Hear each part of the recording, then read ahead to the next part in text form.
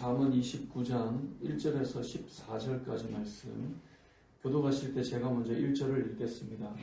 자주 책망을 받으면서도 목이 곧은 사람은 갑자기 패망을 당하고 피하지 못하리라. 의인이 많아지면 백성이 즐거워하고 악인이 권세를 잡으면 백성이 탄식하느니라. 지혜를 사모하는 자는 아비를 즐겁게 하여도 창기와 사귀는 자는 재물을 잃느니라. 마음은 정의로 나라를 견고하려 하나 뇌물을 억지로 내게 하는 자는 나라를 멸망시키느니라. 이웃에게 아첨하는 것은 그의 발 앞에 그물을 치는 것이니라. 악인이 범죄하는 것은 스스로 얼굴과 되게 하는 것이라. 의인은 노래하고 기뻐하느니라. 의인은 가난한 자의 사정을 알아주나 악인은 알아줄 지식이 없느니라. 거만한 자는 성을 여전하게 하여도 슬기로운 자는 노를 펼치게 하느니라. 지혜로운 자와 미련한 자가 다투면 지혜로운 자가 노하든지 웃든지 그 다툼은 그침이 없느니라. 피 흘리기를 좋아하는 자는 온전한 자를 미워하고 정직한 자의 생명을 찾느니라. 어리석은 자는 자기의 노를 다 드러내어도 지혜로운 자는 그것을 억제하느니라. 바람이 거짓말을 들으면 그의 하인들은 다 악하게 되느니라. 가난한 자와 포악한 자가 섞여 살거니와 여호와께서는 그 모두의 눈에 빛을 주시느니라. 왕이 가난한 자를 성실히 시원하면 그의 왕위가 영원히 견고하리라. 아멘. 세상에는 다양한 사람들이 섞여 살아갑니다. 우리가 잠언 말씀을 보면 의인과 악인, 또 지혜자와 어리석은 자, 아니면 가난한 자와 부유한 자, 다양한 자들을 대비시키며 묘사하고 표현하는데요. 오늘 본문 13절에 보면 가난한 자와 포악한 자가 섞여 사는데 여호와께서 그 모두의 눈에 빛을 주신다. 그 모두에게 생명을 주셔서 이제 섞여 살게 하신다는 겁니다. 그러니까 우리가 세상을 살면 어느 공동체나 어느 모임이나 다 이렇게 다양하게 섞여 있습니다. 의인만 있는 곳이 없고요. 또 악인만 있는 곳도 없습니다. 교회 공동체에 대해서도 예수님께서 이제 알곡과 가라지에 대한 말씀을 하신 것처럼 다 섞여 있죠. 자, 섞여 있기 때문에 이제 의인이 많을 때 아니면 의인이 줄어들 때 그 모여 있는 자리들은 많이 달라집니다. 의인이 많아지면 당연히 좋아지겠죠. 악인이 많아지면 당연히 힘들 겁니다. 그래서 2절 말씀에 보면 의인이 많아지면 백성이 즐거워하고 악인이 권세를 잡으면 백성이 탄식하게 된다라고 말씀합니다. 어떤 부류의 사람이 많이 모여 있느냐에 따라서 많이 달라지고요. 어떤 사람이 어떤 리더의 자리나 영향력을 주는 자리에 있느냐에 따라서 많이 달라집니다. 그래서 섞여 사는 세상은 하나님께서 허락한 모습이기 때문에 섞여 있는 가운데 우리가 기도할 것은 의인이 많아지는 것, 하나님의 뜻을 향해 나아가는 것, 지혜로운 사람이 많아지는 것, 그것을 위해서 우리는 늘 기도해야 합니다. 여러분 있는 자리들을 위해 기도할 때에 특별히 영향력에 있는 사람이 이 여기 말씀처럼 악한 사람이 권세를 잡게 되면 백성은 탄식할 수밖에 없습니다. 어느 자리든 영향력을 주는 자리에 어떤 사람이 있느냐에 따라 참 많이 달라집니다. 그래서 우리가 늘 기도할 때 섞여 있는 건 어쩔 수 없어요. 가능하면 이곳에 어떤 사람이 많아져야 되는가를 놓고 기도해야 된다는 거죠. 의인이 많아지면 백성은 즐거워할 수밖에 없습니다. 여러분 있는 자리 어느 곳이든 간에 의인이 많아지면 그곳에 기쁨이 회복된다는 사실을 기억하시고 기도해야 할 것입니다. 이 의인들이 어떤 역할을 하기 때문일까요? 7절을 보면 이렇게 말씀합니다. 의인은 가난한 자의 사정을 알아주나 악인은 알아줄 지식이 없다라고 되어 있습니다.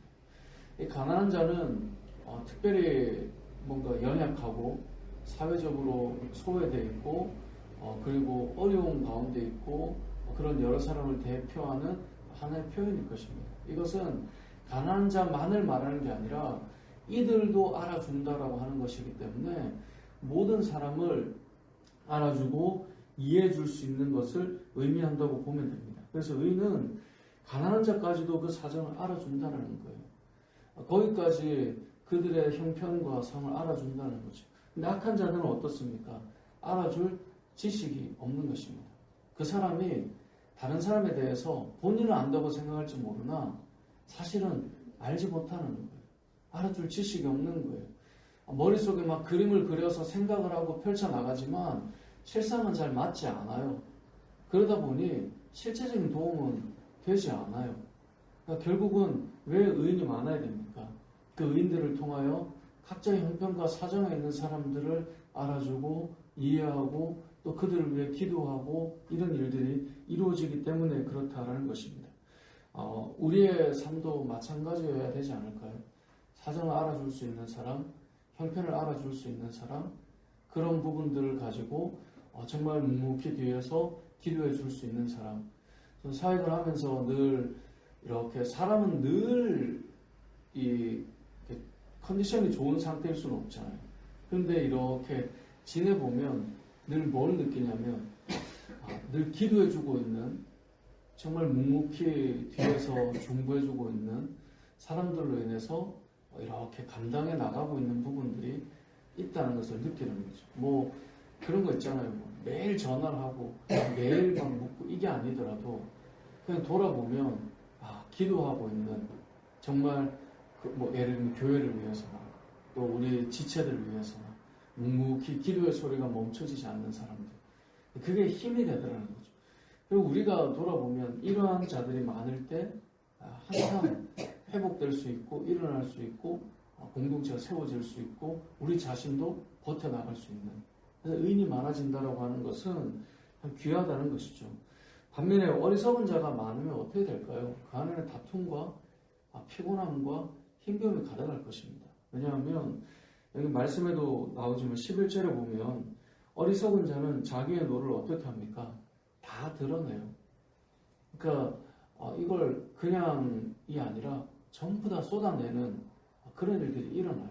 그래서 한 사람의 그 힘겨운 영향력이 너무너무 큰 거예요. 11절의 말씀에 지혜로운 자는 그것을 억제할 줄 알지만 어리석은 자는 자기의 노를 다 드러내고요. 그래서 위에 나오면 지혜로운 자와 미련한 자가 다투면 어떻게 되는가? 피 흘리기를 좋아하는 자는 온전한 자를 어떻게 하는가? 그러면서 어리석은 자는 다 쏟아내는 그것들을 보게 된다는 거죠. 힘겨운 거죠.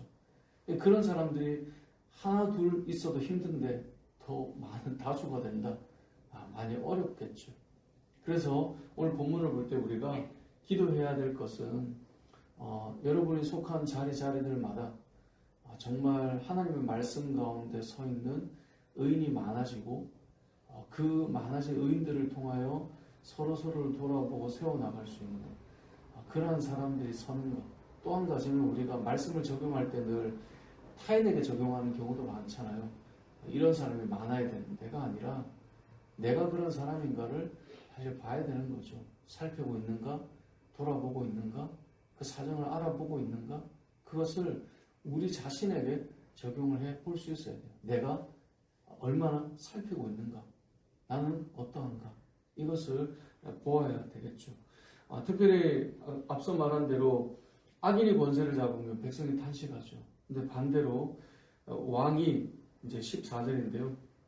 왕이 가난한 자를 성실히 신원하면, 신원한다는 것은 어려움들을, 아픔들을 이 재판을 통해 도와줄 수 있는 것들을 말하는 거거든요. 근데 왕이 이러한 일을 하면, 이건 이제 영향력의 자리에 의인이 서게 되면 이 말 아니겠습니까? 그의 왕위도 영원히 견고하게 된다라고 말씀해요.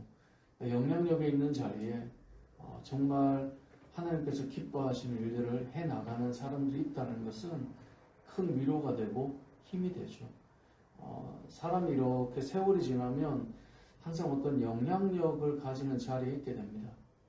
그런데 그 사람이 어떤 모습을 보이느냐에 따라서 그 자리들은 많이 달라지게 되는 것입니다.